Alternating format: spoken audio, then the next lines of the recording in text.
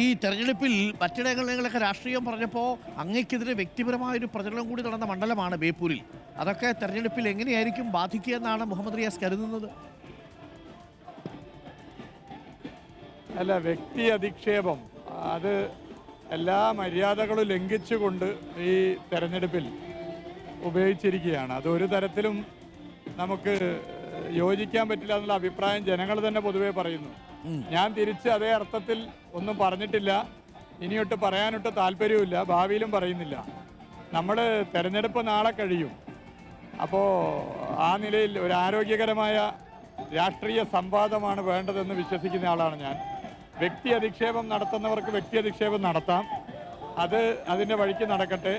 ഇവിടുത്തെ UDF സ്ഥാനാർത്ഥി വ്യക്തി അധിക്ഷേപം നടത്തിയ ആ വ്യക്തി അധിക്ഷേപത്തിന് ഇരയായ ആദ്യത്തെ രാഷ്ട്രീയ പ്രവർത്തകനല്ല ഞാൻ.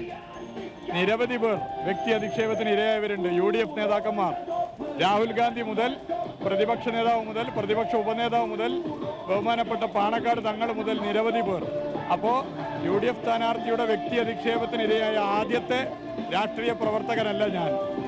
എന്തൊക്കെയായാലും അതേ അർത്ഥത്തിൽ മറുപടി പറയാൻ ഞാൻ ആഗ്രഹിക്കുന്നില്ല. ഓക്കെ, ഒരു കാര്യം കൂടി പറഞ്ഞ് അവസാനിപ്പിക്കാം. ഇതിനകത്തൊരു എക്സ് ഫാക്ടർ, നമ്മൾ ആരും കാണാത്തൊരു ഫാക്ടർ മണ്ഡലത്തിലുണ്ടോ? എങ്ങനെ?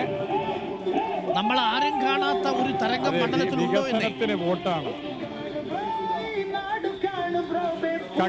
കക്ഷി രാഷ്ട്രീയ ഭേദമന്യേ ബേപ്പൂർ മണ്ഡലത്തിൽ വോട്ട് കിട്ടും. വികസനം ഈ മണ്ഡലത്തിൽ നടന്നതിനൊരു വോട്ടുണ്ട്. രാഷ്ട്രീയ വിശ്വാസ്യതയുമായി ബന്ധപ്പെട്ട ഒരു വോട്ട് എക്സ്ട്രാ വരുന്നുണ്ട്. അതൊരു വലിയ തരംഗം തന്നെ ഇടതുപക്ഷത്തിന് അനുകൂലമായിട്ടുണ്ട്.